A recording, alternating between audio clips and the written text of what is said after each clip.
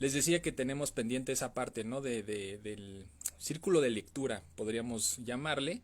Entonces tendríamos que hacer un grupo de personas interesadas que se comprometan a hacer la lectura de estas 10 15 cuartillas y entonces hacer un live sobre esa lectura, no sé, pues sí, libros clásicos, ¿no? Por ejemplo, Vigilar y Castigar de Foucault, o La pena y estructura social de Rush y Chris Heimer, o qué otro, Gobernar a través del delito de Jonathan Simon, o Cárcel, en fin, ¿no? Podríamos allí tener como una discusión sobre qué libros. Esto lo hago principalmente o lo pienso porque hoy ya saben, ¿no? En estas redes sociales constantemente se suben libros, se comparten libros y como que se ha hecho muy fácil, ¿no? Tener en nuestra USB 500, 1000, 2000 libros, pero pues no leemos ninguno. Entonces me parece que podría ser un buen espacio forzarnos, ¿no? Obligarnos por lo menos 5, 10, 15 cuartillas, leerlas y analizarlas en el live, pero eso es próximamente. Entonces, bueno, ya estamos bastantes personas. Saludos a Méndez Edith Mania, también a Lisa Hip. Buena tarde. Como les decía, en esta ocasión estamos en la tercera sesión de la octava temporada de Diálogos Interactivos, ya 8 temporadas, prácticamente estamos llegando a los 40 videos. Entonces muchísimas gracias a todas y todos por su preferencia y su confianza. El día de hoy tenemos el tema técnicas de investigación criminológica, el caso de la encuesta, el grupo focal y la entrevista. Entonces, ahora no va a haber una publicación sobre la cual vamos a partir, sino más bien varias publicaciones, ¿no? Son diferentes publicaciones en las que he tenido la oportunidad de participar y en las cuales hemos pues hecho uso de estas técnicas de recabación de datos, estas técnicas de investigación como la encuesta, los grupos focales, la entrevista semiestructurada, la entrevista estructurada o la entrevista abierta. Entonces son varias publicaciones. Yo iré ahí dando como los datos en términos generales para quien esté interesada o interesado, pues puedan al final buscar y adquirir la obra, ¿no? El libro en el cual está contenido, entre otras cosas, pues la aplicación de estas técnicas de investigación criminológica. Eh, el objetivo en términos generales, ¿no? de esta charla, que ya es una conferencia que he dado, de hecho hace como un par de semanas la di con unos colegas de Perú, allá con la Universidad Hermilio Valdizán y también con Seguicap, una consultoría de capacitación. Entonces me pareció importante como ponerla acá en la página, sobre todo por, como les digo, ¿no? Partimos de varias experiencias de investigación académica. Entonces el objetivo es pues identificar, ¿no? Conocer como algunas de las características más importantes de estas tres técnicas de investigación social, de investigación criminológica, tanto la encuesta, la entrevista y los grupos focales, a través de la aplicación, ¿no? De sus fundamentos teóricos y metodológicos en diversos contextos de riesgo. Como les decía, es un poco reflexionar, ¿no? Conocer estas características a partir de algunas publicaciones, de algunas investigaciones en las que hemos hecho uso de estas técnicas. Son contextos de riesgo, ¿no? Como les decía yo a los colegas de Perú, pues no es lo mismo hacer una entrevista, por ejemplo, de trabajo, a que entrar al centro penitenciario, ¿no? Al reclusorio tal, a hacer una entrevista a profundidad. O bien no es lo mismo hacer un grupo focal sobre, no sé, ahora las preferencias, ¿no? De por quién vas a votar o los partidos políticos, etcétera, que hacer un grupo focal, por ejemplo, con mujeres víctimas de violencia de género, como será el caso que vamos a comentar. Entonces, obviamente las metodologías, las técnicas, pues se piensan muchas veces en escenarios ideales, y muchas veces, sobre todo en contextos de riesgo, en contextos criminológicos, pues van como generando rupturas, ¿no? Reflexiones sobre esa metodología. Entonces, en contextos de riesgo, pues hay que tener en cuenta algunos puntos como muy especialones, ¿no? Muy específicos. Ya miraremos más adelante cómo en contextos de riesgo la metodología, reitero, pues muchas veces necesita, ¿no? Como repensarse. Obviamente todo esto con la finalidad de visibilizar la importancia de estas técnicas en la investigación criminológica. Entonces serán como dos grandes temáticas, dos grandes apartados que van a conformar esta sesión. Por un lado, el campo de las criminologías, el campo de estudio de las criminologías. Como ya saben, pues yo traigo esta idea de las criminologías. No es la criminología, sino son las criminologías, en el sentido de que hay varias aproximaciones, teorías, metodologías, filosofías, etcétera, que han pues reflexionando sobre la cuestión criminal, ¿no? Sobre el crimen, que se han preguntado qué pasa con este objeto de estudio, con este objeto tan complejo, ¿no? de estudio, este campo de estudio que es la cuestión criminal. Entonces, por eso yo hablo más de las criminologías, ¿no? En el sentido de que hay varias aproximaciones, distintos métodos, objetos, etcétera. Entonces, el primer punto será cómo reflexionar cuál es el objeto de la criminología, y en ese sentido cómo esta reflexión pues nos abre un montón de campos de estudio, no solamente como es tradicionalmente pensada la criminología con el sujeto que delinquió, ¿no? Sino también con las instituciones, con las víctimas, con otros tipos, ¿no? de objetos de estudio que después van a ser pues obviamente los objetivos importantes, ¿no? En las investigaciones desde las cuales vamos a aplicar estas técnicas de investigación. Y posteriormente el segundo apartado, como les decía, son dos. El primero sobre el campo de estudio de las criminologías. Y el segundo apartado, pues ya es como profundizar. Primero, como les decía, cómo los contextos de riesgo pues hacen repensar a la metodología en términos generales, a las técnicas.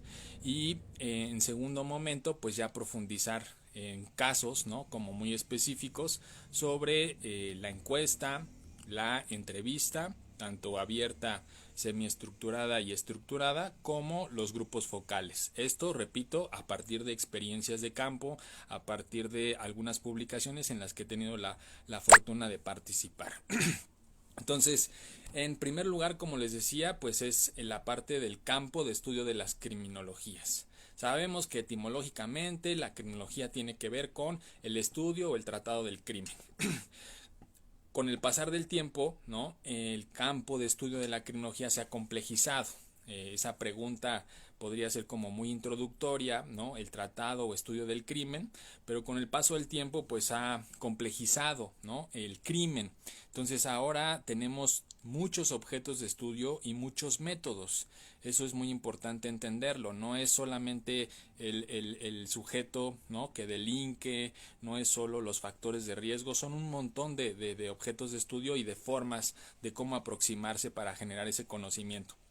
Entonces, por ejemplo, podemos nosotros decir que el primer objeto de estudio de la criminología con la escuela clásica pues fue el hecho, ¿no? El delito, el crimen, la violencia, el acto en sí, el hecho, la práctica, la acción social, ¿no? Ese es uno de los objetos más importantes de la criminología, aunque históricamente pues se ha discutido mucho cuál es esa categoría, si es la violencia, si es la conducta antisocial, si es la violación a derechos humanos, si es el crimen, si es el delito, si es el daño social, si es la cuestión criminal, etcétera, ¿no? Pero hay consenso sobre que el punto importante es el hecho, ¿no? Posteriormente, pues el sujeto, ¿no? También el sujeto, sobre todo con la escuela positivista, con el abordaje positivista clínico, pues es una categoría que viene a ser presentada como un objeto de estudio de la criminología.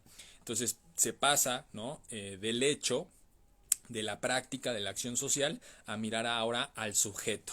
Entonces, al sujeto lo miramos principalmente a partir de cuestiones como endógenas y exógenas, ¿no? En el sentido de que hay diversos factores que hacen que la persona cometa el delito, cometa el daño social, cometa la violencia, etcétera.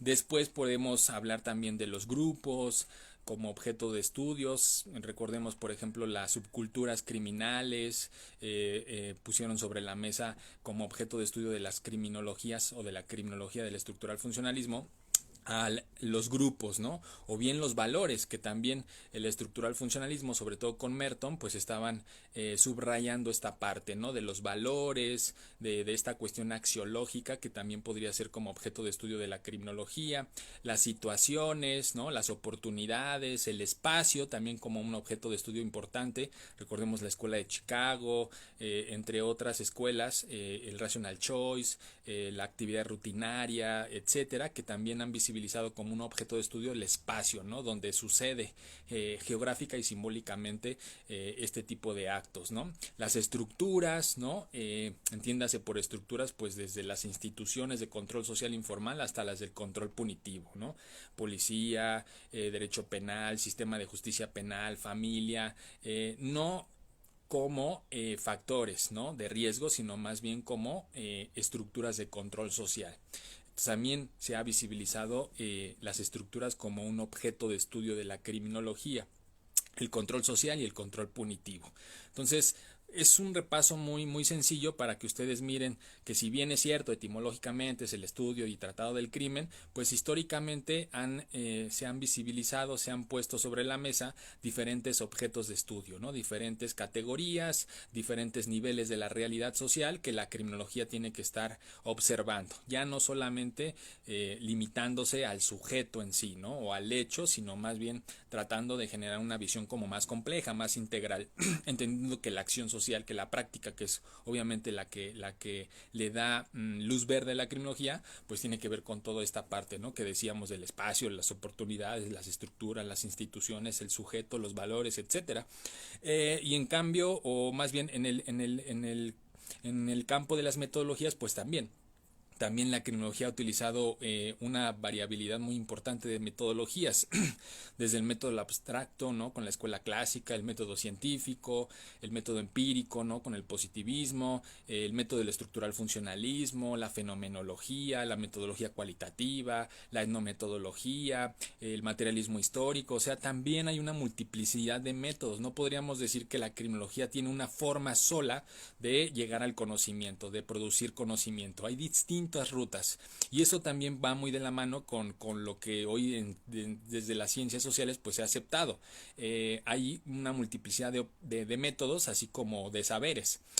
Obviamente también lo importante es que no puede existir ninguna investigación sin método, ¿no? Eso sí, no podemos hacer investigación sin un método, pero ya no es el método una camisa de fuerza, ¿no? Ya no es, si no aplicas el método científico, entonces tus hallazgos no van a valer, no van a tener validez, etcétera. Tienes que seguir el método científico, ¿no? Partir de la observación y posteriormente llegar a las teorías, a las generalizaciones. Eso ya quedó atrás. Hay una multiplicidad de métodos así como de objetos. Entonces la criminología, por eso pues decimos que tiene un carácter multidimensional, es polivalente, ha generado más discusiones, ¿no? Incluso contrarias entre sí. Entonces por eso decimos que no es la criminología, sino las criminologías, en tanto sus diferentes y hasta contradictorias formas de pensar, ¿no? Y formas de explicar las violencias o la criminalidad, o como ustedes quieran. Como consecuencia existen también varios propósitos, ¿no? Diferentes propósitos y áreas de aplicación más allá de lo forense y del sistema de justicia penal. Entonces, este acercamiento sobre qué son las criminologías tiene que ver precisamente con eso. No hablamos de criminologías específicas ni criminologías especializadas. No hablamos en ese sentido de que hay criminología respecto al campo de acción. No, más bien nos referimos a cuestiones epistemológicas, a cuestiones metodológicas, de cómo se han visibilizado diferentes objetos, cómo se han utilizado diferentes formas o rutas para llegar a ese conocimiento. Rupturas, ¿no? Por ejemplo, la que va del positivismo a la crítica, o de la clásica al positivismo, después del positivismo a la estructura al funcionalismo. Son rupturas epistemológicas, y a eso nos referimos cuando yo digo o hablo de las criminologías. Entonces, en ese sentido, pues obviamente se abre un campo tremendo a partir de entender que las criminologías tienen diferentes objetos y métodos, y pues se abre un campo tremendo para observar diferentes unidades de análisis.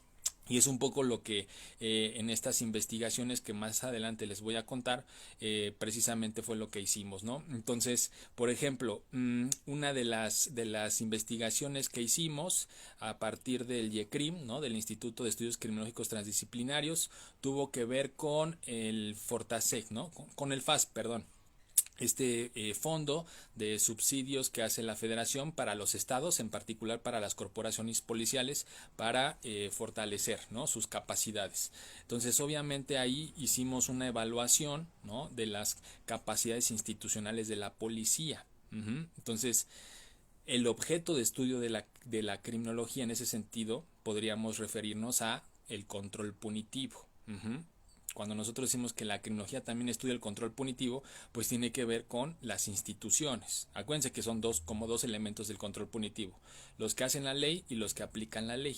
Entonces, en esta evaluación que nosotros hicimos del FASP en el Estado de México, utilizamos la encuesta, ¿no? La aplicamos a los policías, y en ese sentido nuestro objeto de estudio o nuestra unidad de análisis, para que se entienda, pues fue la policía, ¿no? En particular las capacidades institucionales. Eso por un lado, ¿no? En esta investigación donde utilizamos la encuesta. Por otro lado, por ejemplo, sobre la encuesta, no, más bien el grupo focal, ¿no? Que utilizamos para generar un diagnóstico con mujeres víctimas de violencia de género, ¿no? Entonces ahí la unidad de análisis pues tiene que ver con las mujeres víctimas de violencia de género. Esa es nuestra unidad de análisis, y obviamente en particular lo que nos interesa es un poco la genealogía, la morfología de la violencia, cuántas veces han sido víctimas de violencia, qué tipo de violencia, quién ha sido el agresor, si está identificado o no, cuáles han sido los espacios. Entonces ahí ya vemos otra unidad de análisis, ya no es la institución de control punitivo, la policía, como decíamos en un primer momento. Ahora nos interesa un poco estas reflexiones, estas vivencias, estos discursos de las mujeres víctimas de violencia de género, y a partir del grupo focal pues es que pudimos generar un diagnóstico participativo, etcétera, ¿no? Ya lo veremos más adelante. Otra de las investigaciones, por ejemplo, fue sobre la Ciudad de México, las colonias con mayor riesgo, ¿no? Las colonias más peligrosas. Entonces ahí nuestra unidad de análisis son los barrios, ¿no? Los barrios peligrosos, los barrios en riesgo. Entonces fíjense cómo ya cambiamos, ya pasamos primero el control social, ¿no? Punitivo, la policía. Después las víctimas de violencia de género. Y ahora nos estamos yendo más a la parte de el espacio y de los contextos, ¿no? De las condiciones. Acá lo que nos interesaba, igual utilizamos la encuesta, e hicimos una encuesta en cada una de estas colonias, de las 10 más peligrosas, por así decirlo, en la Ciudad de México, y lo que nos interesaba pues era un poco mirar cuáles eran las problemáticas que desde el propio vecino, desde el propio habitante de la colonia, cuáles eran las problemáticas sociales más importantes, ¿no? Y en consecuencia cuáles eran, pues podrían ser más bien las soluciones que ellos proponían. Entonces vean cómo ya cambiamos de unidad de análisis, ¿sí? Ahora son los barrios, el espacio, las condiciones, los contextos en los que las personas están viviendo. Dice Méndez Edith Bania, es psicología criminal, ¿verdad? No, no es psicología criminal, es criminología, ¿no? Acuérdense que la criminología más bien es un espacio, ¿no? Polivalente, les decía yo. O sea, la criminología tiene que ver con un montón de disciplinas. Más bien lo que hace común, ¿no? A todas estas disciplinas que coexisten en el espacio polivalente de la criminología, pues es la cuestión criminal, ¿no? La violencia, la criminalidad.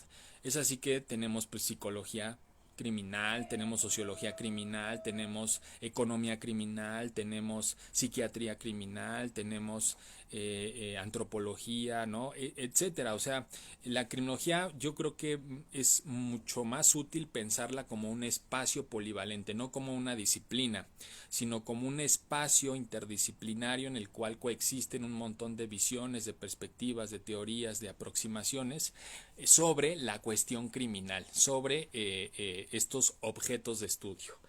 Entonces esto es tremendo porque pues no tendría por qué existir la licenciatura de criminología desde mi perspectiva. Más bien podríamos pensar, incluso esto va más como en el marco de la transdisciplina, podría ser, en vez de licenciatura en criminología, licenciatura en estudios sobre la cuestión criminal, creo yo, ¿no? Estudios interdisciplinarios sobre la cuestión criminal. Podría ser mucho más útil. Esto obviamente habría que discutirlo, habría que reflexionar más sobre ello, ¿no? Pero bueno, seguimos un poco con esta parte. En otra de las investigaciones donde utilizamos, por ejemplo, las entrevistas estructuradas, es decir, cuestionarios, fue un libro que está por ahí circulando que se llama Modelo de Evaluación de los Centros de Justicia para las Mujeres, ¿no? Entonces aquí nuevamente volteamos la mirada criminológica hacia las instituciones, ¿no? Recordemos, la criminología también estudia las instituciones, no solo el individuo, no solo el sujeto, tiene varios objetos de estudio y entre ellos pueden ser las instituciones. Ya les decía en un primer momento las policías, ¿no? La policía del Estado de México, la policía en este contexto del FASP, ¿no? Del subsidio federal para las capacidades institucionales de la policía. Pero en este otro caso nosotros estudiamos, evaluamos, ¿no? Generamos un modelo de evaluación para los centros de justicia para las mujeres, que son instituciones que, como ustedes saben, recordarán, surgen pues a finales de los primeros años del siglo XXI, 2009, 2010, si no mal recuerdo, surgen principalmente por sentencias de la Corte Interamericana de Derechos Humanos hacia el Estado mexicano y también por pues sí, algunos puntos ahí, ¿no? Que tiene que ver con los modelos de San Diego, con los modelos de Guatemala. Entonces se generan los propios centros de justicia para las mujeres en nuestro país. Ya prácticamente todas las entidades federativas tienen un centro de justicia para las mujeres. Hay entidades que tienen hasta 2 o 3. Entonces, en ese momento, 2014, nuestro objetivo fue evaluar estos centros de justicia para las mujeres, ¿no? Entonces, volvemos nuestra mirada a las instituciones, ¿no? La criminología puede estudiar a las instituciones, evaluarlas, mostrar sus debilidades, sus fortalezas, pues sí, su marco institucional, el cómo funcionan, el cómo operan, etcétera, si están cumpliendo con sus objetivos, sus metas, etc., ¿no? Posteriormente también tenemos una investigación, en esa aplicamos, por ejemplo, la entrevista semiestructurada, que fue sobre explotación sexual comercial de niñas, niños y adolescentes.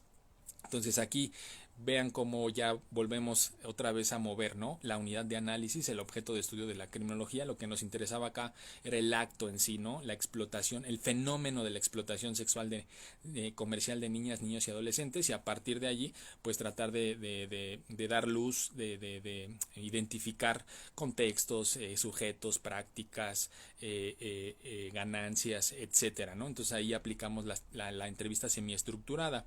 Y finalmente, en la última investigación, que es donde aplicamos la entrevista abierta, ¿no? La entrevista no estructurada, es sobre los jóvenes transgresores de la ley. Este libro que ya ustedes han visto reiteradamente, que tiene que ver con hasta dónde la familia es responsable de la delincuencia, historias de jóvenes transgresores de la ley. Entonces, en esa investigación generamos o tratamos de reconstruir historias de vida de jóvenes transgresores que estaban en el centro penitenciario, en diferentes centros penitenciarios y comunidades para adolescentes en la Ciudad de México. Y aquí abro un paréntesis porque hoy nos enteramos del sensible fallecimiento de Apáez, ¿no? Que fue una figura clave cuando nosotros hicimos esta investigación en las comunidades para adolescentes y en el centro y en el sistema penitenciario de la Ciudad de México. Entonces hoy amanecimos con esta tremenda noticia, ¿no? Él era profesor del INACIPE, de la especialidad en justicia penal para adolescentes, y en su momento pues estuvo como director de varias comunidades para adolescentes, de varios reclusorios. Entonces un saludo a toda su familia y descanse en paz. Entonces en esta investigación aplicamos una entrevista abierta, ¿no?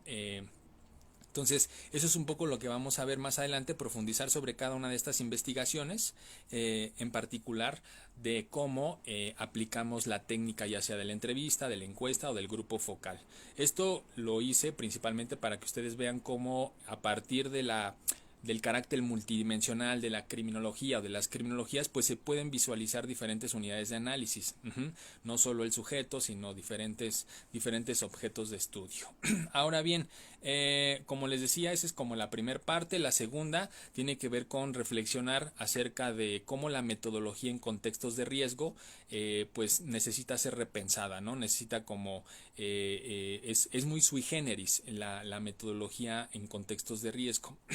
Entonces, aquí en esta lámina un poco lo que miramos es cómo impactan estos contextos de riesgo, cómo impactan estos contextos peligrosos, por así decirlo, a la metodología en términos generales. Entonces, un primer elemento que tenemos que tener en cuenta cuando hacemos investigación en contextos de riesgo, pues son los protocolos de seguridad, que no los vemos en metodología general. O sea, aquí el punto, repito, es cómo los contextos de riesgo hacen que repensemos las metodologías, las técnicas, el cómo llevarlas a cabo. Entonces, un primer elemento que siempre debe estar presente en los contextos de riesgo tiene que ver con los protocolos de seguridad. Si entramos a prisión, si vamos a un barrio, ¿no?, de riesgo, si estamos entrevistando a víctimas, si estamos entrevistando a personas en una colonia, ¿no?, con alta incidencia delictiva, etcétera, pues tenemos que tener un protocolo de seguridad. Por ejemplo, nosotros, recuerdo, en 2015, 2016 participamos en la ECOPRED, ¿no? Levantamos la encuesta para identificar factores de riesgo y protectores en el Estado de México, en diferentes municipios, y entonces teníamos, ¿no?, la necesidad de un protocolo de seguridad para nuestros encuestadores. Desafortunadamente, a pesar de tener el protocolo de seguridad, ¿no?, de tener los teléfonos de las corporaciones policiales, de hacer todo este conecte institucional, pues muchos de los encuestadores fueron asaltados, fueron extorsionados, etcétera, ¿no? Entonces, el protocolo de seguridad siempre es muy importante tenerlo en cuenta. El respaldo y coordinación institucional o comunitario es otro de los puntos también muy importantes. Si nosotros vamos a la prisión, pues necesitamos tener ese respaldo institucional.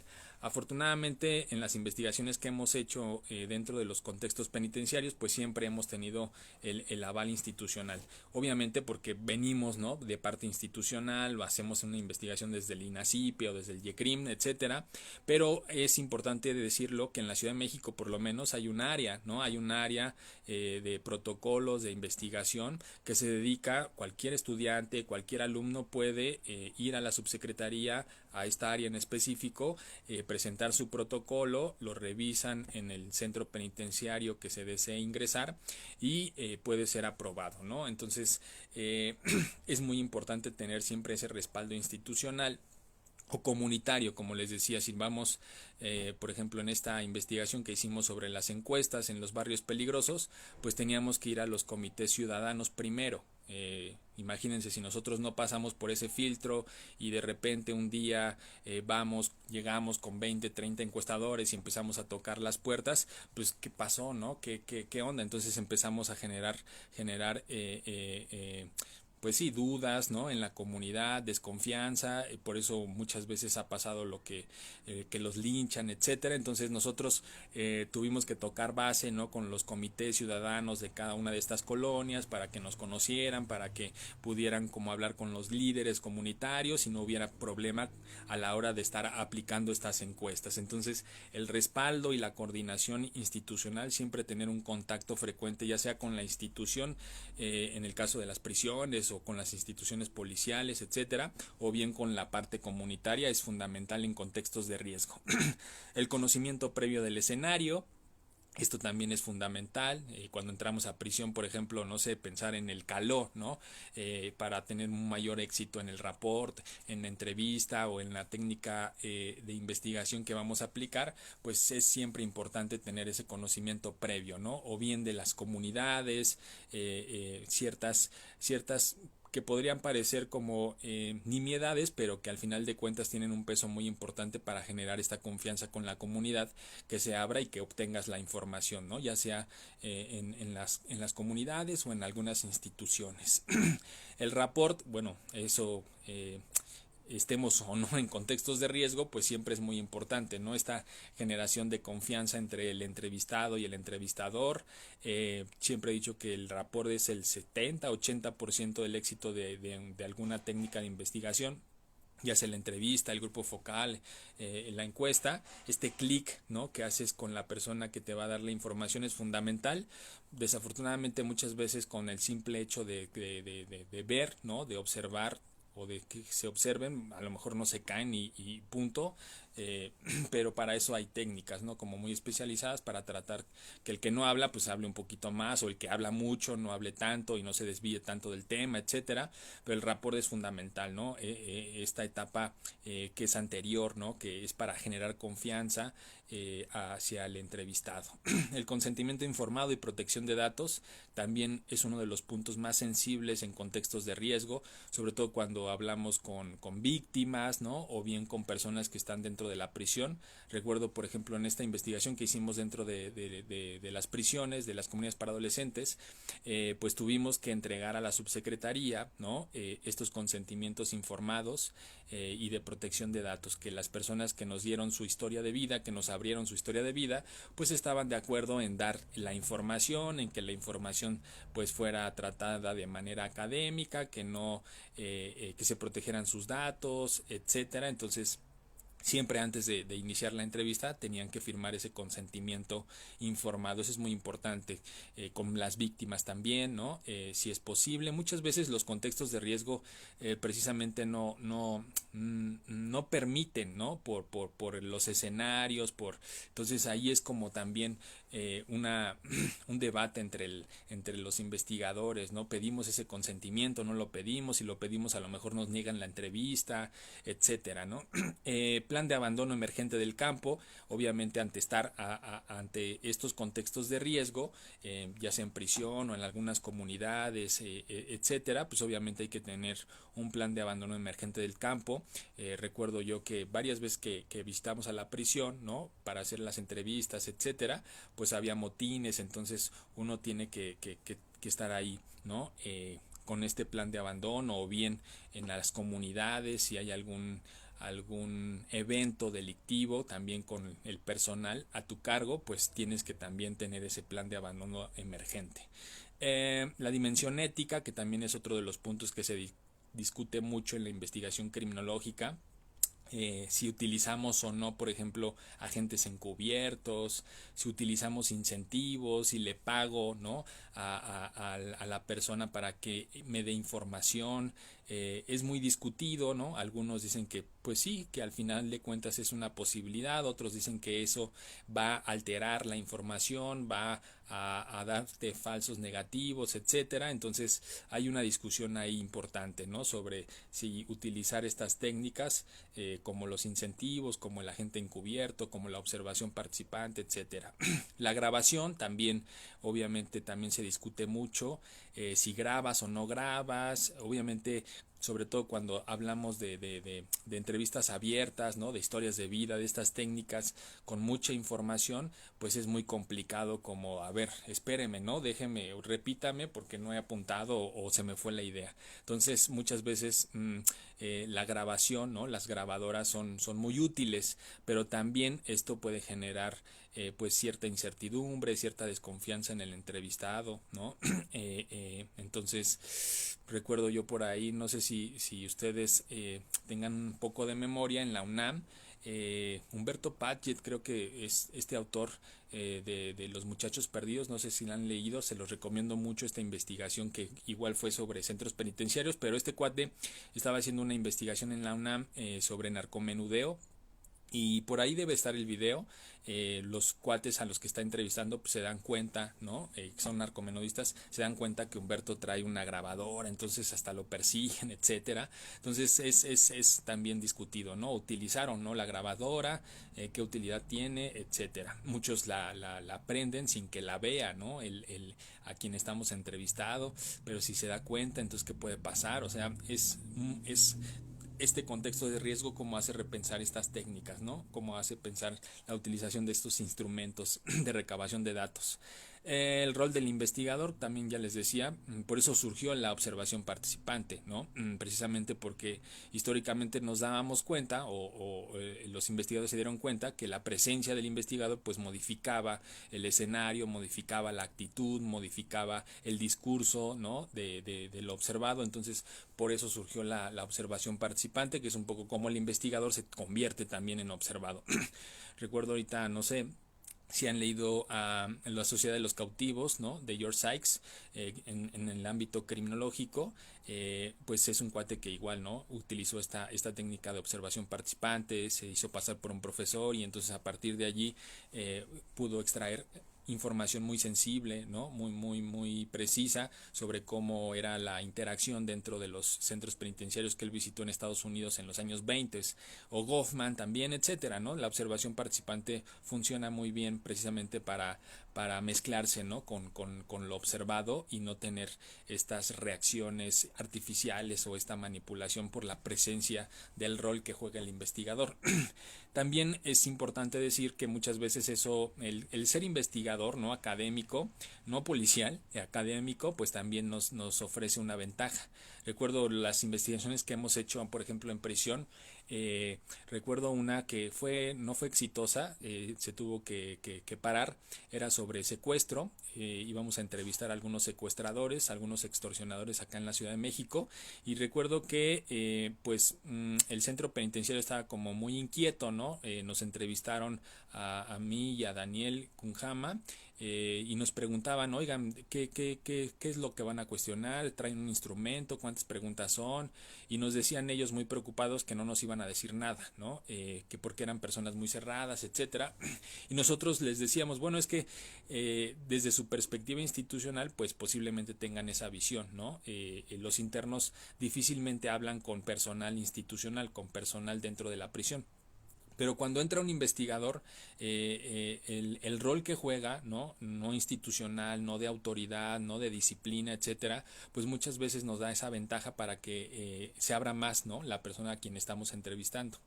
Entonces recuerdo muy bien esa anécdota, ¿no? De cómo el rol del investigador sí influye, puede manipular, pero también muchas veces también te da una ventaja, ¿no?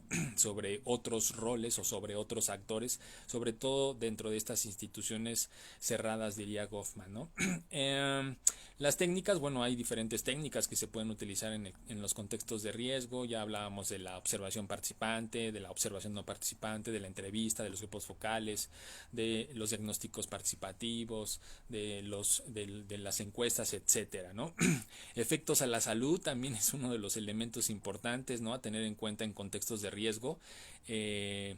Recuerdo cuando hacíamos estas visitas, estas entrevistas de historias de vida a jóvenes transgresores dentro de prisión, pues obviamente acabas agotado, ¿no? Hay como dicen la investigación, una transferencia, una contratransferencia. Entonces, escuchar, ¿no?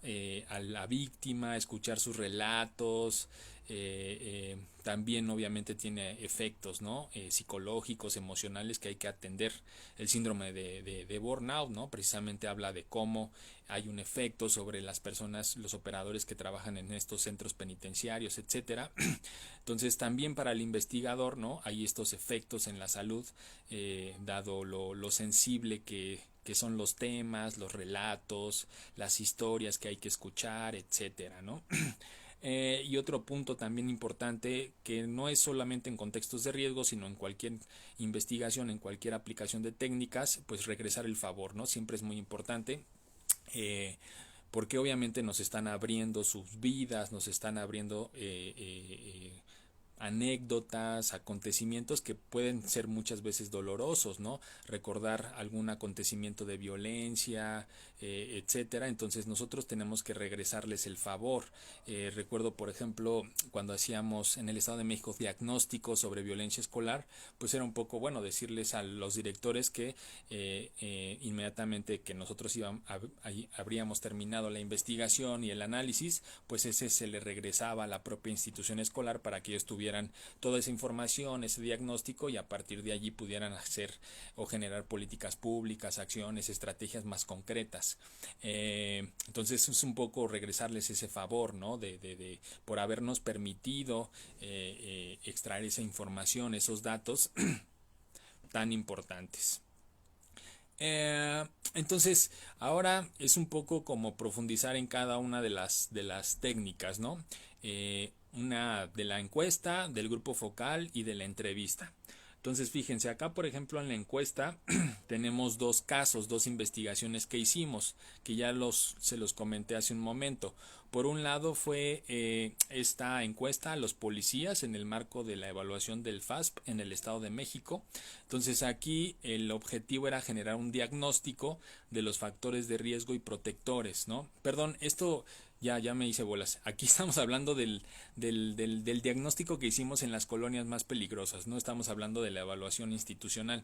Hablamos principalmente de cómo utilizamos la encuesta, ¿no? Para mirar un poco ahí las problemáticas, las soluciones que daban los habitantes de estas colonias. Entonces, en esta investigación el objetivo era generar un diagnóstico, ¿no? Sobre los factores de riesgo, factores protectores y la identificación de problemas que la ciudadanía de estas 10 colonias de la Ciudad de México identificaba como prioritarios. Entonces ese era el objetivo teórico metodológico, identificar estos factores de riesgo, identificar factores protectores y además qué soluciones proponían, ¿no? Los habitantes. Entonces lo que tuvimos que hacer obviamente pues es utilizar la técnica de muestreo, ¿no? Que es un punto muy importante cuando hablamos de encuesta, ¿sí? La encuesta obviamente se le aplica salvo el censo, ¿no? Que obviamente es a prácticamente toda la población, salvo el censo, la mayor parte requiere de muestras, ¿no? Entonces tenemos muestras probabilísticas, tenemos muestras no probabilísticas, etcétera. Y aquí para conocer esos factores de riesgo, esas problemáticas de estas colonias, tuvimos que hacer un muestreo, ¿no? Un muestreo de las 10 colonias para no entrevistar, no sé, a los 16,000, por ejemplo, ¿no? De la población total, sino a 300, 400 personas de la colonia X. Entonces, cuando utilizamos esta técnica de recabación de datos, que es la encuesta, que es una técnica cuantitativa, siempre hay que hablar de la muestra, ¿no? Ya sea probabilística o no probabilística. Probabilística es cuando obviamente se tienen que utilizar pues fórmulas, ¿no? Matemáticas para precisamente representar en una pequeña población, ¿no? En una pequeña muestra al gran universo que tú tienes ante sí. Y no probabilística es cuando pues obedece más a los criterios propios de la investigación, ¿no? Los propósitos de la investigación, etcétera. Son como más arbitrarios, por así decirlo. Aquí el instrumento en la encuesta es el cuestionario, ¿no? Lo que utilizamos fue el cuestionario, fue un cuestionario mixto. Recordemos que el tipo de preguntas en un cuestionario o bien son de hechos, también se les conoce como preguntas objetivas, o bien son preguntas que tienen como finalidad tratar de visibilizar algunas opiniones, algunas actitudes, es decir, son preguntas subjetivas. Entonces, en este cuestionario que tenía como objeto, repito, conocer las problemáticas, los factores de riesgo en estas 10 colonias más peligrosas, pues obviamente había preguntas tanto objetivas como subjetivas, ¿no? En un primer momento, pues les preguntábamos su sexo, si trabajaban o no, el grado de estudios, etcétera, ¿no? Preguntas como objetivas que tienen que ver con hechos en concreto. Pero fundamentalmente fueron preguntas, subjetivas, ¿no? Sobre qué percepción de inseguridad tenía en la colonia, sobre cuáles son las problemáticas que ellos consideraban como más importantes, la confianza con la policía, etcétera, ¿no? Las actitudes que han tenido ante la delincuencia, entre otras cuestiones. Fueron 31 preguntas en 15 minutos, también esto es muy importante, ¿no? El número de preguntas y el tiempo del cuestionario. Siempre que hablemos de encuesta hay que tener presente estos dos elementos, estos dos puntos. ¿Cuántas preguntas vamos a hacer, ¿no? Además de qué tipo de preguntas y cuánto nos va a durar el cuestionario. Recuerdo en alguna ocasión, me parece que fue en la de COPRED, ¿no? El levantamiento de factores de riesgo y protectores en algunos municipios del Estado de México. El cuestionario ya estaba hecho, nosotros no lo hicimos, ya prácticamente nos tocó aplicarlo. El cuestionario lo generó el secretario ejecutivo del Sistema Nacional de Seguridad Pública. ¿Saben cuántas preguntas eran? 101. Imagínense, ¿no? Si de por sí la gente no tiene tiempo, no tiene como el interés de participar en este tipo de actividades, ¿no? De investigación académica, etcétera. Entonces imagínense robarles media hora de su tiempo. Era un, una epopeya, ¿no? Prácticamente finalizar estos instrumentos, estos cuestionarios con las personas. Entonces es muy importante que tengamos pocas preguntas y que el tiempo sea lo más rápido posible. Siempre antes de aplicar el cuestionario, pues hay una fase de piloteo, ¿no? Es decir, una simulación para ver cuánto tiempo nos tardamos, si hay algunas preguntas que no quedan muy claras, muy confusas, entonces hay que tratar como de volver a diseñarlas, etcétera, de modificarlas. Entonces aquí en este instrumento que aplicamos para las 10 colonias más peligrosas fueron 31 preguntas en 15 minutos, ¿no? Era algo muy sencillo, muy rápido. Los apartados de las preguntas, bueno, los datos generales, que casi siempre son fundamentales, no datos personales, ¿no? No el nombre, casi siempre en este tipo de técnicas de investigación social no importa tanto el nombre, siempre lo mantenemos en el anonimato, lo mantenemos confidencial, pero sí nos interesan algunas variables como el grado de estudios, como si trabaja o no trabaja, en qué trabaja, otros datos, ¿no? Que posteriormente podemos cruzar para hacer un análisis mucho más preciso de los datos, ¿no? De la información que fue vertida. Posteriormente venía un apartado de percepción de seguridad, identificación de problemas, participación comunitaria y propuestas. La logística, ¿no? También es muy importante cada vez que hablamos de encuesta, la logística, porque obviamente pues son bastantes encuestadoras, encuestadores, entonces siempre hay que tener un coordinador que esté a cargo de todos los grupos, pero también una persona que sea un supervisor, ¿no? Como una especie de supervisor de campo, porque muchas veces los encuestadores pues no entrevistan, no aplican el cuestionario a las personas, sino que más bien los rellenan, ¿no? Ellos mismos, entonces hay que estar muy pendientes de que no suceda eso y que estén aplicando el instrumento de manera correcta, de manera adecuada. La administración del cuestionario fue directa, ¿no? Comunicación directa en términos generales. Cuando hablamos de la administración del cuestionario es cómo se va a aplicar, ¿no? O bien face to face o, por ejemplo, ahora con la pandemia y toda esta parte, pues están utilizando mucho los correos, el teléfono, ¿no? Celular o alguna línea telefónica para hacer estas encuestas, para hacer este tipo de cuestionarios.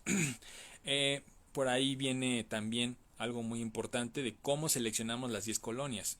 Obviamente también cuando hablamos de encuesta y de muestras grandes, pues se tienen que hacer una selección. Entonces nosotros seleccionamos esas 10 colonias no solo porque eran las más delictivas, por así decirlo, ¿no? Son las que tienen mayor incidencia delictiva, sino que tratamos de complejizar un poco más y incluimos, por ejemplo, el índice de desarrollo social, ¿no? El desarrollo humano, el índice de marginación, o sea, fue un índice complejo para que nos arrojara cuáles eran las 10 colonias con mayor riesgo, ¿no? Es así que, por ejemplo, tuvimos Olivar del Conde, segunda sección, la primera sección, Desarrollo Urbano Quetzalcóatl, Santa María Aztahuacán, Santa Cruz Mellehualco, Acatitla Sur, El Paraíso, Unidad de Ejército Constitucionalista, La Tabacalera y Morelos. Esas fueron las 10 colonias más peligrosas en ese momento. Este estudio lo hicimos, si no mal recuerdo, en el 2016, 2017.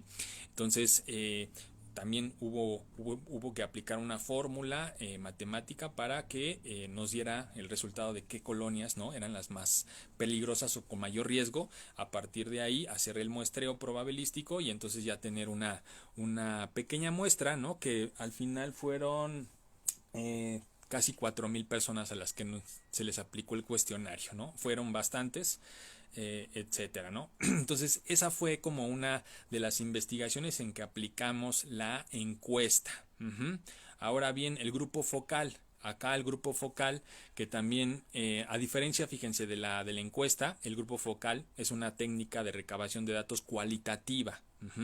Reúne a un grupo de personas seleccionados por algunos criterios de investigación para discutir desde la experiencia personal una temática o hecho social que es objeto de investigación. Entonces, a diferencia de la encuesta, el grupo focal tiene como varias particularidades, ¿no? Se trata de reunir a un grupo de personas, ¿no? Que cumplan con cierto perfil, con ciertos criterios, y el objetivo, más que la verdad absoluta o el conocimiento, ¿no? Lo que buscamos más bien son como las representaciones, los sentidos, los significados, las experiencias, los discursos, los acontecimientos, las historias de vida que nos pueden relatar estas personas, ¿no? Sobre un hecho en particular. Acá obviamente nosotros utilizamos este grupo focal para hacer un diagnóstico, sobre la violencia de género contra la mujer. Es una investigación que hicimos, si no mal recuerdo, en 2017, salió publicada en 2017 en Pátzcuaro, Michoacán. Entonces, el objetivo de esa investigación era dimensionar la problemática de la violencia de género contra las mujeres en Pátzcuaro, Michoacán, cuantificarla, caracterizarla, especificarla y contextualizarla, ¿no? Como les decía, tipos de violencia, espacios en donde ocurre, tipo de agresor, si el agresor es o no conocido, cuáles han sido las respuestas que se han tenido institucionalmente, si la víctima ha denunciado o no, si tiene una red de apoyo, etcétera, ¿no? También fue como objetivo visualizar los factores de riesgo que están incidiendo, así como las consecuencias que el Estado debe atender. Entonces era un diagnóstico descriptivo, sí, pero también como cualitativo en ese sentido, ¿no? Para mirar todas estas categorizaciones dentro de la violencia de género contra las mujeres. Entonces, entre otras técnicas, utilizamos el grupo focal, ¿no? Y en el grupo focal se utiliza, más que un cuestionario, una guía de entrevista, ¿no? Una guía de preguntas. Entonces, estamos hablando de que es una entrevista semiestructurada, es decir, preguntas gatillo, ¿no? Que ayuden a profundizar sobre algún tema, ¿no? Sobre algún punto en particular. Fueron 11 preguntas, ¿no? El tiempo es ilimitado, obviamente en un grupo focal, pues dependemos mucho de la participación de las personas. Hay veces en que por más que uno aplique técnicas, etcétera, pues las personas no se abran, estén muy cerradas, entonces habría que parar el grupo y a lo mejor hacerlo otro día o en otro espacio, un poco, pues sí, investigar qué es lo que está sucediendo, etcétera. O hay ocasiones en las que los grupos focales pueden durar muchísimas horas porque las personas participan, están arrojando mucha información valiosa, entonces no podemos pararlo en ese sentido. Entonces depende mucho, ¿no? De la participación que puedan tener las personas que están participando en el diagnóstico, ¿no? En el grupo focal. Un punto muy importante en la logística es quiénes van a participar, ¿no? Dónde vamos a hacer el evento. Esto es muy importante también, ¿no? En ese momento, recuerdo, tuvimos igual que topar, ¿no? Tocar base con algunos comités ciudadanos, con algunas lideresas de algunas organizaciones de la sociedad civil que conocían ya a personas que han vivido violencia, que han denunciado, etcétera. Entonces eso nos permitió pues ya reunir a las personas y facilitarnos en ese sentido, ¿no? Como les dije, 11 preguntas, tiempo ilimitado. El orden de las preguntas principalmente fueron 4, ¿no? 4 grandes temas de la guía de entrevista: tipologías de las violencias, factores, estrategias y acciones, ¿no? La logística, como les decía, se formalizaron los contactos institucionales para que los personajes claves nos dieran el acceso, ¿no? A estas mujeres que participaron. Se les informó a cada una de las participantes el objetivo de las técnicas, subrayando el carácter anónimo. También, como les decía, es un punto muy importante en metodologías en contextos de riesgo.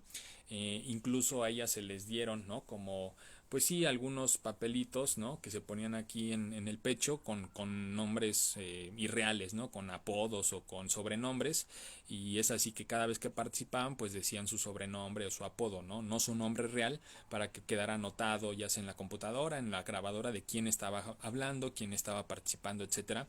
Pero igual el anonimato, la confidencialidad es muy importante. Se preparó el guión y se gestionó el espacio, ¿no? El espacio pues tiene que ser un espacio muy cómodo, ¿no? Muy confortable, que no genere pues presión ante ellas o alguna tensión, etcétera. Entonces es muy importante también la gestión del espacio, dónde va a ser la entrevista, dónde va a ser el grupo focal. Se hizo uso de grabadoras de voz y de celulares para realizar el registro. Como les decía, se cambiaron los nombres de las participantes. En algunos casos se hizo uso de estrategias de contención, que este también es un punto que ya no recuerdo si lo mencioné en el apartado anterior, pero es un punto muy importante que hay que tener en cuenta cuando se aplican estas técnicas en contextos de riesgo. Las estrategias de contención, como les decía, muchas veces pues estamos tocando fibras muy sensibles. Si vamos a prisión y les decimos que nos cuenten su historia de vida, pues obviamente es abrir heridas, ¿no? El pasado, acontecimientos dolorosos o con víctimas, etcétera. Entonces siempre hay que tener estrategias de contención, ¿no? Pues obviamente el conocimiento mínimo para poder contener ahí, o bien alguno de los colegas que nos acompañen que sea pues obviamente experto en victimología, en psicología, etcétera, y que pueda contener y pueda suavizar esta parte, ¿no? Porque muchas veces y ha sucedido, ¿no? Uno llega, toca estas fibras sensibles y nos vamos, y después resulta que la persona se suicidó, ¿no? O se autoflageló, etcétera. Entonces es muy importante ser conscientes de la información que estamos recabando, que es información muy sensible, que es muy crítica, y en ese sentido pues respetar y siempre tratar como de tener este profesionalismo, ¿no? Entonces muchas veces se tienen que utilizar estas estrategias de contención, ¿no? El procesamiento de datos, ¿no? Fíjense, no se los dije anteriormente, pero es uno de los puntos también importantes, porque es tanta la información que recabamos que muchas veces sí se puede con grabadora, se puede con alguna libreta, con alguna computadora, pero hay ocasiones en que la información es tan densa que necesitamos utilizar programas de software, ¿no? Específicos como el SPSS o el Atlas T, etcétera, ¿no? Entonces el procesamiento de datos es un elemento, es una etapa muy importante que hay que tener en cuenta cuando hacemos este tipo de estrategias, ¿no? De técnicas de recabación de datos. Entonces ese fue un poco lo que hicimos en Pátzcuaro, Michoacán, ¿no? Juntamos a un grupo de mujeres que habían sufrido violencia de género y un poco para hacer estos diagnósticos participativos. La entrevista, ¿no? Ahora entramos a la parte de la entrevista. Aquí les traigo 3 experiencias, ¿no? Para que visibilicen algunas características tanto de la entrevista cerrada o estructurada, la entrevista semiestructurada y la entrevista abierta o no estructurada. En cuanto a la entrevista estructurada o cerrada, el caso es de la investigación esta que les decía hace un momento del modelo de evaluación de los centros de justicia para las mujeres. Aquí el objetivo era dar un seguimiento metodológico a 7 centros de justicia para las mujeres para evidenciar su funcionamiento de acuerdo al modelo de los centros de justicia y los protocolos estandarizados elaborados por el Secretario Ejecutivo del Sistema Nacional de Seguridad Pública. Entonces acá la técnica que utilizamos fue la evaluación, ¿no? En términos generales, evaluar estos centros, evaluar su funcionamiento, sobre todo que estuvieran funcionando respecto a los protocolos que ya se habían emitido, porque por ahí circuló en la Secretaría de Gobernación que era la que estaba dando, o es la que da el dinero para estos centros de justicia. En realidad es partida doble, ¿no? Los estados aportan algún punto presupuestal y el otro 50% lo da la federación. Entonces la federación estaba observando en ese momento, estamos hablando del 2014-2015, que algunos centros estaban funcionando de manera heterogénea, ¿no? Algunos sí respetaban los protocolos que se habían emitido, otros tenían otros protocolos, etcétera, los de CONAVIN o los del secretariado. Entonces la indicación de la Secretaría de Gobernación fue: hagan una evaluación, hagan un seguimiento metodológico para ver cómo están funcionando estos centros, ¿no? Si están o no funcionando respecto a los protocolos, a los modelos que ya hemos emitido. Entonces ahí lo que utilizamos fue la evaluación, ¿no? A partir de la entrevista, ¿no? Entonces diseñamos un cuestionario que es un poco a lo que se refiere la entrevista estructurada. La entrevista estructurada es una técnica igual de recabación de datos que busca a través de la conversación información específica, ¿no? Sobre la base de un formulario previamente elaborado, ¿no? Que casi siempre es un cuestionario. Entonces casi siempre son preguntas cerradas, ¿no? Son preguntas formales, que se aplican al informante. Entonces aplicamos un cuestionario en el cual estaba construido precisamente a partir de los modelos y de los protocolos, ¿no? Eran, si no mal recuerdo, 7, 8 grandes unidades que tenían que estar en los centros de justicia para las mujeres. Entonces cada una de estas áreas se evidenciaba o se operacionalizaba como un conjunto de preguntas. Por ejemplo, una de las cuestiones era que los centros de justicia tuvieran un código de ética, ¿no? Ese era un punto muy importante para construir un modelo de centros de justicia para las mujeres. Entonces la pregunta era: ¿cuenta usted, no? ¿Cuenta este centro de justicia para las mujeres de Campeche o de San Luis Potosí o de Chiapas con un código de ética? Sí, a ver, muéstrelo, ¿no? Entonces casi todas las preguntas eran así, cerradas, formales, casi son interrogatorios, ¿no? Eso es una entrevista estructurada.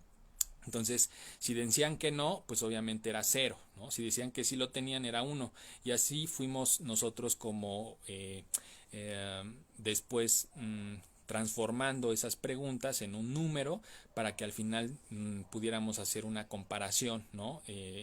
Cuantitativa de cuántos puntos había obtenido cada centro de justicia para las mujeres. Las preguntas aquí fueron bastantes, ¿no? Esa es una de las características muy importantes de las entrevistas estructuradas, con cuestionarios muy formales, muy cerrados. Son muchas preguntas. Imagínense, acá fueron 187 preguntas. Imagínense. Obviamente acá estamos en un contexto institucional. O sea, si no las contestan, pues los corren. Entonces, aquí no es de que, ay, no tengo tiempo, ¿no? Tengo que ir a mi trabajo. No, no. Es una de sus responsabilidades como funcionario dentro de los centros de justicia para las mujeres, porque la investigación la estaba haciendo, repito, la Secretaría de Gobernación. Entonces, fueron bastantes preguntas y el tiempo también ilimitado. El orden de las preguntas: datos generales, y después el cuestionario estaba dividido respecto a las áreas, ¿no? Que conformaban los centros de justicia para las mujeres: jurídico, medicina, psicología, trabajo social, etcétera, ¿no? Cada una de esas áreas tenía que cumplir con ciertos estándares. La logística: se visitó a los 7 centros para la aplicación del instrumento de recolección de datos. Las visitas se realizaron en 7 días, en los cuales, además de la aplicación, también se llevó a cabo un registro fotográfico, etcétera. Esto es muy importante. La logística, fíjense, quienes fueron a entrevistar, quienes fueron a generar este cuestionario, a aplicar este cuestionario al personal administrativo de estos 7 centros de justicia para las mujeres en 2014, fueron mujeres, ¿no? Eso también tiene que ver un poco con el rapport. Si va un hombre, de por sí, ¿no? Los centros de justicia para las mujeres se supone que no aceptan hombres, ¿no? Trabajando allí. Entonces, si nosotros mandábamos un hombre, pues obviamente sí va a cerrar la conversación, sí va a cerrar el diálogo, no iba a haber fluidez, etcétera. Entonces fueron puras mujeres las que aplicaron el cuestionario que habíamos previamente diseñado a partir de los protocolos, y eso obviamente pues también facilitó la información, ¿no? La recabación de datos. El procesamiento de datos, bueno, no fue con un programa, no fue el SPSS o el Atlas T, sino más bien como un poco allí con matrices, ¿no? En Excel, que ya estaban con los indicadores, y como les dije, esto se tradujo después en puntos, ¿no? En un puntaje. Entonces cada centro de justicia para las mujeres de los 7 tuvo un puntaje en términos generales, y así pudimos compararlos y cuál era el centro que mejor funcionaba respecto a los protocolos y cuál era el que tenía mayores deficiencias, etcétera. Ahora, la entrevista semiestructurada, que es la segunda parte, ¿no? De la técnica de entrevista. Esta entrevista semiestructurada igual es una técnica de recabación de datos que busca igual a través de la conversación información específica, pero a partir de preguntas generales. Ya no es a partir, como lo dije, de la entrevista estructurada, a partir de un cuestionario, a partir de un formulario previamente elaborado.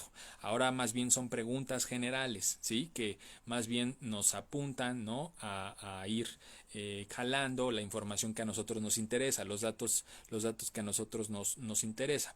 Y ahora es hablar de la investigación sobre explotación sexual comercial de niñas, niños y adolescentes que llevamos junto con el DIF y la Secretaría de Salud en 2018, ¿no? En esa investigación fue donde aplicamos, entre otras técnicas, porque también hicimos recorridos, también hicimos grupos focales, pero en particular fue la entrevista semiestructurada. El objetivo de ese estudio era actualizar los datos cuantitativos y cualitativos de fuentes originales de infancia robada en México, su análisis e interpretación interdisciplinaria con la finalidad de estudiar la evolución y el comportamiento del fenómeno. No sé si han visto por allí, es un documento muy importante, Infancia Robada, que publicó en su momento Elena Saola en el 2000. Entonces, en 2018 nos encomendaron actualizar ese informe y es por eso que nos mandaron a los 7 entidades federativas, 7 puntos rojos más importantes de la explotación sexual comercial de niñas, niños y adolescentes. Entonces acá la técnica, como les decía, que utilizamos fue la entrevista por muestreo también, ¿no? Este muestreo fue no probabilístico. Ya les decía anteriormente que cuando hablamos de muestras, o bien son probabilísticas o bien no probabilísticas. Cuando no son probabilísticas, son casi siempre obedecen a algunos intereses muy particulares de la investigación. Entonces acá no teníamos que sacar una muestra. Cuando se habla de un muestreo no probabilístico, no hablamos de una muestra en específico, no de una gran cantidad, sino más bien lo que nos interesa son los perfiles, son muestras significativas, así también se le conoce, ¿no? Teóricas significativas. Es decir, entrevistamos a víctimas, a victimarios, a agentes de migración, a ministerios públicos, a jueces, pero especializados, ¿no? En trata de personas, en explotación sexual comercial de niñas, niños, adolescentes, etcétera. Una guía de entrevista, ¿no? El tipo de entrevista fue semiestructurada. Como les decía, son preguntas generales, preguntas gatillo que nos ayudan a profundizar la información. Fueron 7 preguntas, ¿no? Fíjense cómo, a diferencia de la entrevista estructurada, acá ya son menos preguntas, ¿no? Y más tiempo, ¿sí? Eso es también muy diferente. Entonces fueron 7 preguntas las que hicimos en este cuestionario, en esta guía de entrevista más que cuestionario, y el tiempo era entre 30 minutos a 2 horas, ¿vale? El orden de las preguntas: contextos y ambientes, era un poco lo que nos interesaba conocer del fenómeno de la explotación sexual comercial de niñas, niños y adolescentes. Contexto y ambientes, modus operandi, quiénes eran las víctimas, qué características tenían, cuáles eran las características del victimario, factores de riesgo, la relación con agentes públicos o privados, las ganancias, etcétera, ¿no? Aquí la logística igual fue tocar base con el DIF, ¿no? Primero con el DIF nacional y después con el DIF municipal, y ellos eran los que obviamente nos guiaban para hacer las entrevistas a los psicólogos, a los trabajadores sociales, y después ya ellos, con su conocimiento previo del fenómeno, pues ya nos iban abriendo las puertas para identificar a estos actores clave. Aquí sí utilizamos el Atlas T para el procesamiento de datos. Y finalmente la parte de la entrevista abierta, ¿no? O no estructurada. Ya hablamos de la entrevista estructurada, de la entrevista semiestructurada, y ahora es hablar de la entrevista abierta. En este caso aplicamos esta técnica, como les decía, en el libro de Hasta dónde la familia es responsable de la delincuencia, historias de vida de jóvenes transgresores. El objetivo de esta investigación era observar los factores de riesgo en 5 unidades específicas, ¿no? De análisis: familia, escuela, barrio y trabajo, de los jóvenes mexicanos, que los hace proclives a vincularse con la violencia y o la delincuencia. Aquí la técnica que utilizamos fue la entrevista abierta, en particular la construcción o reconstrucción de historias de vida, ¿no? Que es una técnica cualitativa que trata de pues visualizar, ¿no? Los acontecimientos, las vivencias más importantes de alguna persona, ¿no? El instrumento fue la entrevista, entrevista, ¿no? Como les decía, la entrevista no estructurada. Y aquí fíjense, 4 temas nada más fueron, ¿no? O sea, vean cómo los temas se van haciendo menos respecto a la entrevista estructurada, semiestructurada y abierta. Y el tiempo se va haciendo mucho mayor. Aquí estas entrevistas, estas historias de vida nos llevaron de 18 a 24 horas, imagínense, o sea, fueron varias sesiones con los jóvenes en estos 4 temas, ¿no? Familia, barrio, escuela y trabajo. O sea, son grandes temáticas y de ahí vamos profundizando, vamos jalando la información que nos va siendo útil. La logística igual fue tocar base, como les decía, con la subsecretaría del sistema penitenciario, ¿no? Solicitamos acceso en específico a los centros penitenciarios, a las comunidades para adolescentes. Ya que estábamos allí, hacíamos primero era como una fase exploratoria, ¿no? Entrevistábamos rápidamente en unos 15-20 minutos a 10 personas, a 10 jóvenes, y de ahí después ya seleccionábamos los que más utilidad teórica, metodológica tenían, y después pues ya 5 o 6 sesiones con cada uno de ellos. Al final fueron 25 reconstrucciones de historias de vida. Y aquí, por ejemplo, el procesamiento de datos también fue bastante arduo. Casi una entrevista, ¿no? Una historia de vida, como les decía, de 18 a 24 horas. Pasando la Word eran 100 cuartillas, para que se den una idea. Cada historia de vida, 100 cuartillas de Word. O sea, es muchísima información. Y por eso es que también en ese sentido utilizamos programas, ¿no? Como el SPSS, que nos ayuda, nos facilita mucho el procesamiento, el análisis de los datos. Entonces esa fue la última investigación que yo les traía para que pudiéramos como identificar estas características a partir de la aplicación en esta específica investigación, ¿no? Que fue historias de vida de jóvenes transgresores. Entonces de eso trataba un poco la sesión del día de hoy, ¿no? Que miráramos a partir de las experiencias de campo que he tenido la fortuna de participar, pues algunas características de estas 3 técnicas de recabación de datos o técnicas de investigación criminológica: la encuesta, los grupos focales y la entrevista en sus 3 caras, ¿no? La entrevista estructurada, la entrevista semiestructurada y la entrevista abierta.